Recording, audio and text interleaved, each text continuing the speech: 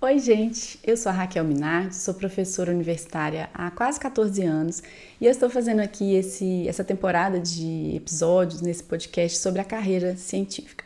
Então, a gente já falou sobre várias coisas e o objetivo hoje é falar sobre aqueles recém-doutores, recém-contratados numa instituição federal, estadual, de ensino e pesquisa.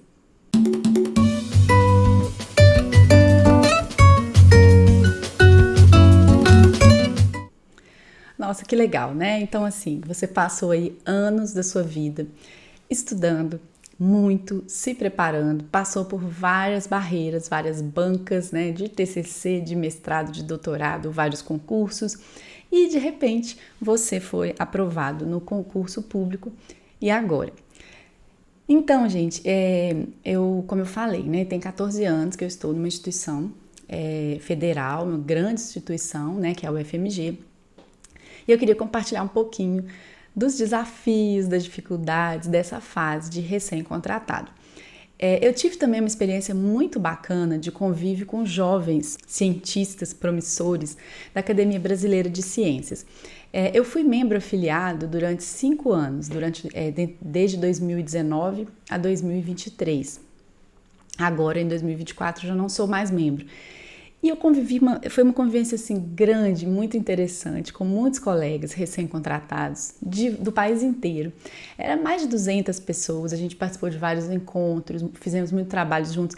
Então, assim, isso está bem vivo para mim, assim, a dificuldade que um pesquisador em início e meio de carreira tem de se estabelecer, né, no país. Então, a gente está vivendo um momento de muita escassez de recursos, é muito difícil conseguir dinheiro, né, para montar um laboratório, montar um grupo, conseguir alunos, tem toda uma questão geracional também que é bem difícil, tá? Então, o objetivo hoje, eu fiz um texto, assim, preparei um roteiro também, com muito carinho, né, muito cuidado, porque eu troco muitas ideias, principalmente no Instagram. Se você não nos segue, nos siga lá, Online Bioinfo, nosso perfil no YouTube também. Mas eu troco muita ideia com pessoas, com professores jovens, assim. E é engraçado, né? Eles seguem lá o perfil e eles comentam muitas coisas, então a gente às vezes troca umas ideias. Então, assim, acabamos de ser aprovados num concurso, estamos muito felizes, muito orgulhosos, né? Muita gente tira foto, posta foto, assumindo, né, sua sala, seu gabinete. Mas o fato é que não é simples, não. Mesmo quando você entra numa instituição grande, eu entrei, por exemplo, no FMG, num departamento excelente, assim, a experiência às vezes choca, né? Às vezes é um pouco chocante, porque você vai começar muitas vezes do zero. Do zero. Você não tem aluno, você não tem espaço, você não tem um computador para você trabalhar, né? Então eu vou até contar a história. Quando eu entrei, o meu chefe, na época, me chamou e ele, para uma conversa, me dá as boas-vindas e tudo, eu já o conhecia, né, fui aluna dele e tudo. E primeiro ele me passou disciplinas que eu nunca tinha ministrado na vida e nos horários muito ruins, assim. Para vocês terem uma ideia, eu dava aula às 7 horas da manhã num dia e 10 horas da noite no mesmo dia, até 10 horas da noite no mesmo dia. Então era surreal, tive uma época em que eu vivi na universidade, nesse primeiro ano, primeiro semestre. Depois foram melhorando, né? Essas coisas foram melhorando. Outra coisa, ele me colocou numa sala, falou assim, olha, não tem sala para você, não tem gabinete, por enquanto. Então tem um professor que está licenciado, vou te colocar no lugar dele. E aí eu fui ocupar a mesa de um professor, né? Ou seja, as coisas dele estavam lá e eu fiquei lá naquela mesa, meio constrangida, né? Mas obviamente depois essas coisas vão se arrumando também. Eu não tinha um computador, ele falou, vou botar um computador velho da graduação lá para você, tá? Até você conseguir os seus projetos, você vai conseguir os seus projetos e tal, se não você colabora com alguém, pede um computador emprestado. Então a gente acha que vai ter, né, toda uma estrutura maravilhosa te esperando, e não é assim, tá? Você tem que construir. E de fato, assim, eu acabei comprando até um computador com meu dinheiro particular, né, para ficar, porque eu tava lá não dava. E um ano depois que eu assumi, exatamente um ano depois, chegava o meu primeiro computador comprado com recurso de projeto que eu consegui, né? Que é também uma conquista, muito legal. Então, assim, só para contar uma história pessoal, né? Que não é nada assim, não tô falando mal da minha instituição.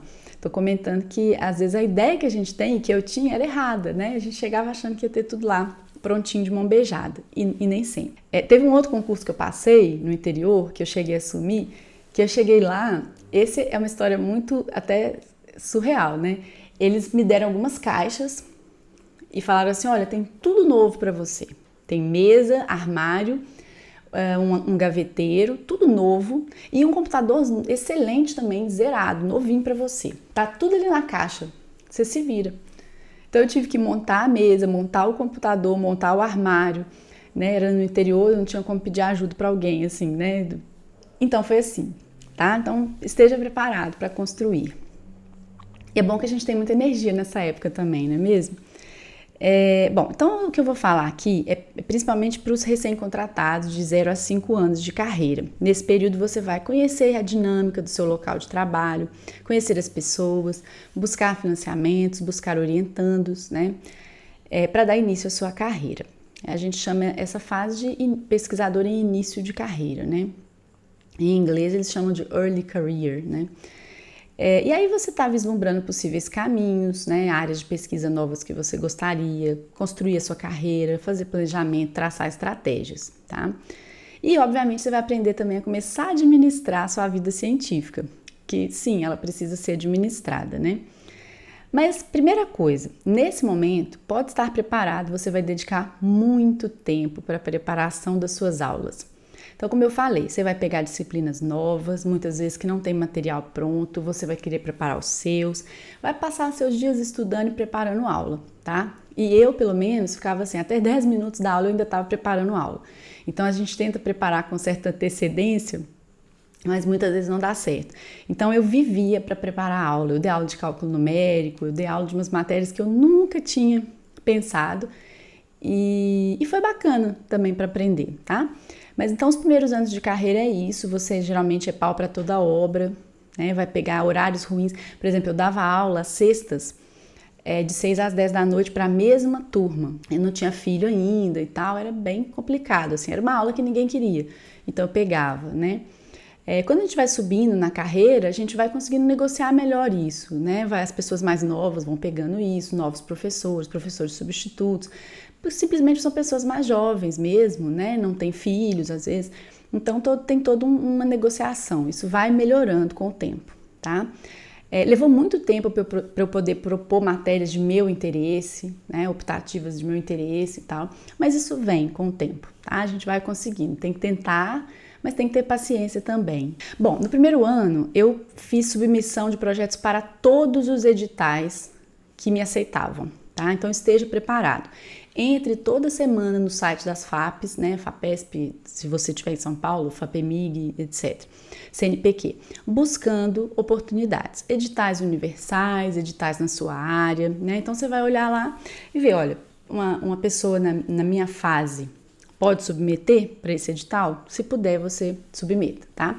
Então, assim, é um ano que você fica estudando, lendo artigo, escrevendo projeto, ficando com eles debaixo do braço, para quando surgir um edital, você adaptar o projeto e mandar, tá? Você tá ali na caça, você tá caçando recurso. Na verdade, isso é a vida inteira, tá, gente? A gente tá a vida inteira, assim, caçando recurso. O tempo todo eu tô lá nos sites, buscando editais, mas tem hora que eu já estou financiada, então eu acabo até nem submetendo, porque eu preciso executar os projetos, prestar contas deles e tudo mais. É bem comum que existam editais internos, então fique de olho na sua instituição. Na nossa instituição tem sempre um edital para recém-contratados, então eu ganhei aí umas 2, 3 vezes, enquanto eu era considerada recém, né, eu mandei, era bem pouquinho, assim, pouco dinheiro, 4 mil, 5 mil, naquela época, né, 10 anos atrás, mas assim, é sempre bom, você já paga uma ida num congresso, um computador, alguma coisa assim. O que não pode é deixar de tentar, tá? Você vai tomar muitos nãos, especialmente no momento em que a gente está agora, com muita escassez de recursos, muita competitividade. Eu vejo ex-alunos meus, assim, com muita luta, tá? Às vezes até ganham, mas não levam o dinheiro não entra. Então, assim, é bem complicada a fase que a gente tá. Talvez seja legal você se juntar a outros grupos maiores, tá? Isso é uma estratégia, né? A pessoa com um currículo maior, né, bolsista de produtividade CNPq, ela pode ganhar mais fácil que você. Então, às vezes, você engrossa o caldo de um projeto de outra pessoa, desde que essa pessoa, obviamente, vá te beneficiar de alguma forma, né? Então, assim, não é só colocar o nome, você tem que contribuir, você tem que colaborar, você tem que também conseguir algum recurso para a sua pesquisa. Então, isso é muito importante. Se você já tiver concluído seu doutorado há pelo menos 3 anos, você já pode aplicar para o edital de Bolsa de Produtividade em Pesquisa do CNPq, que é altamente recomendável. O valor da bolsa é muito desatualizado, tem mais de 11 anos sem reajuste, então assim, realmente o valor é baixo, mas é uma bolsa que é considerada assim, um prestígio muito grande e ela abre muitas portas. Então, se você é bolsista, você pode orientar no programa de pós-graduação, você tem entrada em editais, que se você não for bolsista, talvez você não consiga ganhar. É fácil conseguir uma bolsa dessas? Não é fácil, é bastante difícil.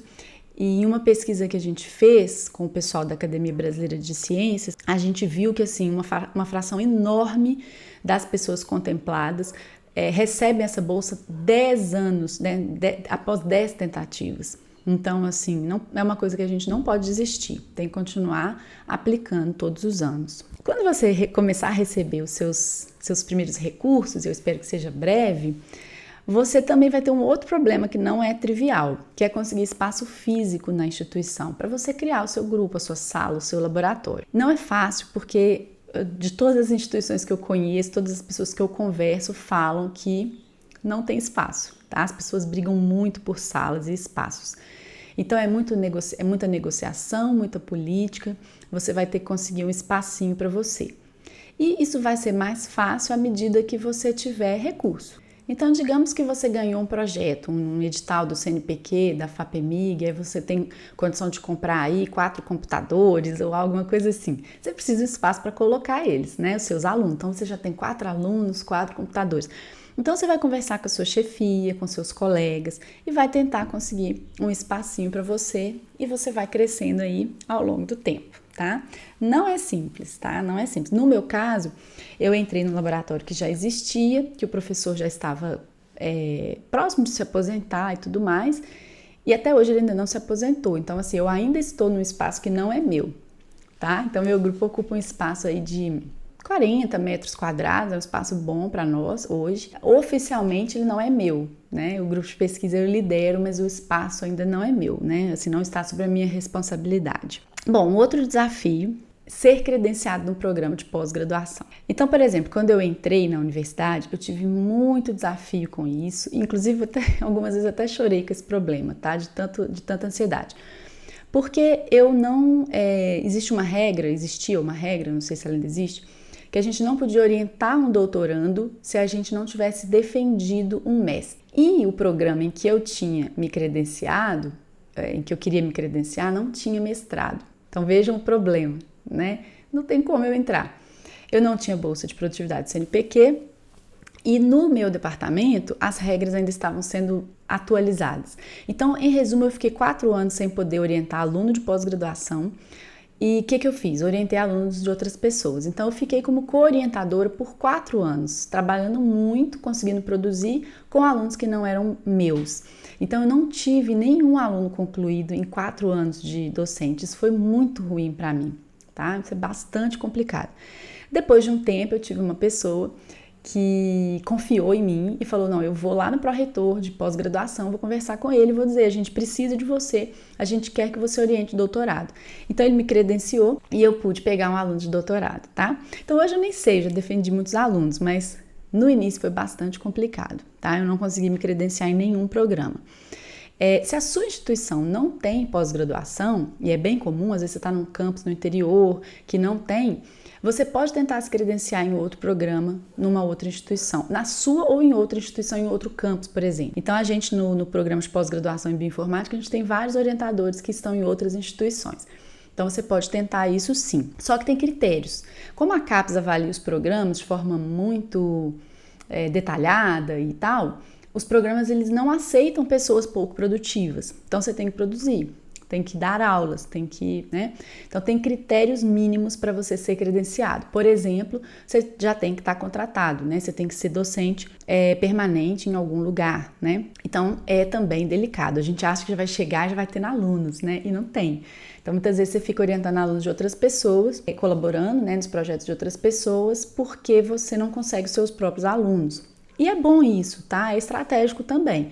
É melhor fazer isso do que ficar sem aluno, entende? Então, é isso, né?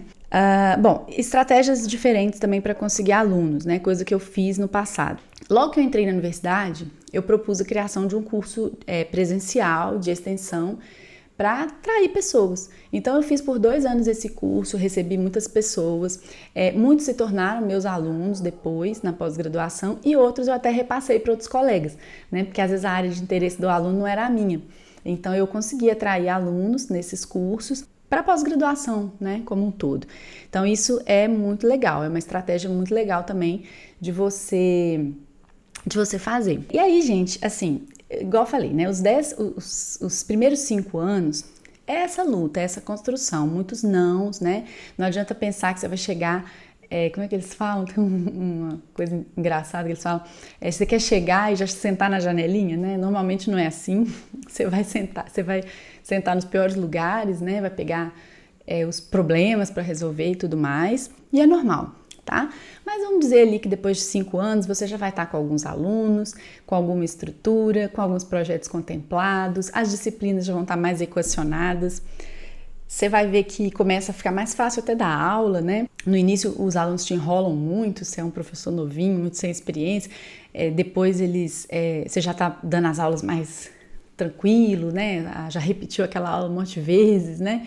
Então as coisas vão ficando melhores, tá? Por outro lado, você começa a receber muito convite, você começa a ficar mais conhecido na sua instituição, no seu estado, no seu país, e aí você começa a ser convidado para participar de projetos, eventos, dar palestras, participar de bancas e várias outras coisinhas que vão surgindo, que é muito legal, né? A gente se sente bem, reconhecido e tudo mais, porém, o tempo que você tem disponível cai também drasticamente. Então, assim, cuidado, né? Nesse momento você tem que ter muita organização, tem que aprender a se planejar, administrar seu tempo, administrar sua vida, né? E aí, por isso que eu sempre recomendo aí o livro do professor Gilson Volpato, né? De Administração da Vida Científica.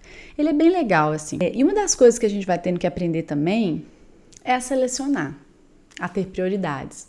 E a dizer alguns nãos, né? Que é difícil, às vezes você fala, não vou nesse evento. Não vou, não dá para eu ir, né? Porque senão eu não consigo. Então, uma vez um colega meu me disse, olha, você aceita mais de 5 bancas por ano? Não faça isso. As pessoas vão ficar te convidando, te colocando em todas as bancas.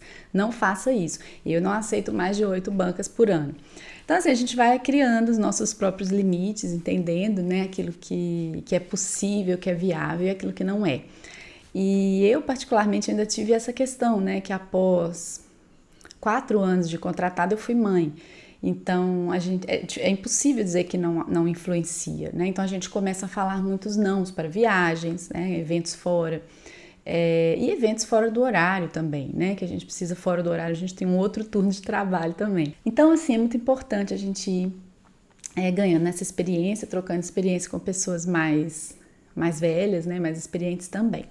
Então, pessoal, espero que tenha sido útil para vocês. Eu estou à disposição, se vocês quiserem, mandem comentários, sugestões, perguntas. Se eu puder, vou ficar muito feliz de trocar ideias com vocês sobre esse assunto e se eu puder, de repente, trazer luz a algum ponto aí, tá bom? Espero que vocês tenham gostado. Deem sugestões para outros episódios, ideias, né, para outros temas que a gente possa falar e espero vocês nos próximos.